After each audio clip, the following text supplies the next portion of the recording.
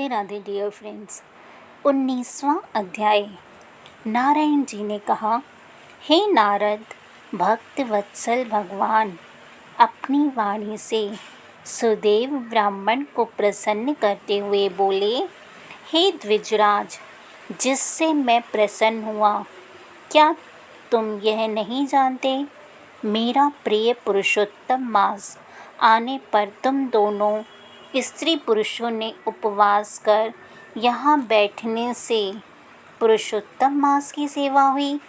एक बार वेद में कहे गए साधनों को और दूसरी ओर पुरुषोत्तम मास के सेवन को जब ब्रह्मा जी तोलने लगे तो वेदोक्त साधन बहुत हल्के निकले और पुरुषोत्तम मास सेवन व्रत भारी हुआ।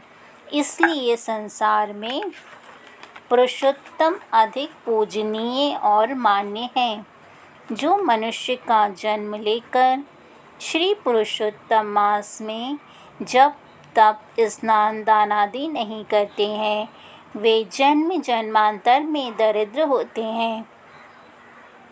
अतः सब प्रकार से यत्न करके मेरे प्रिय पुरुषोत्तम मास का सेवन करना चाहिए।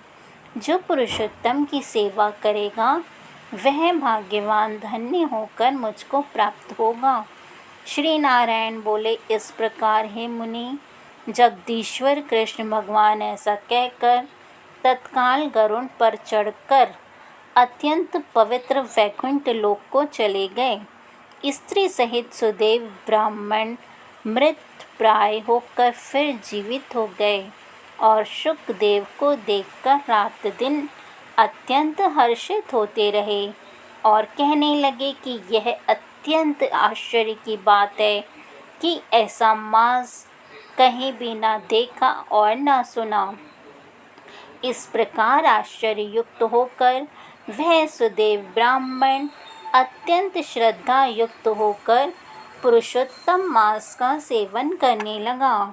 ऋषि वाल्मीकि कहते हैं, वही तुम राजा दृढ़ धनवा विख्यात हुए।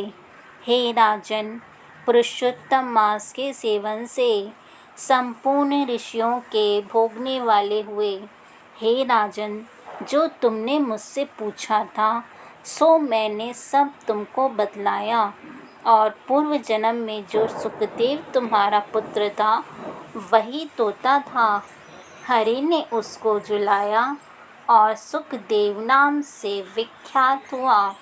वह सुखदेव 12,000 वर्ष तक आयु भोग कर बैकुंठ को गया। वहीं सुखदेव वन के सरोवर में बड़ के वृक्ष में पर बैठकर संसार सागर में डूबे हुए विषय रूपी सर्प से तुम जो अपने पूर्व जन्म के पिता को देखकर कृपा से युक्त हो, चिंतन करने लगा कि यदि मैं इस राजा को बोध नहीं कराऊंगा तो मेरा भी अपराध हो जाएगा। इस प्रकार मेरा इन श्रुति के वचनों को मानना वृथा हो जाएगा।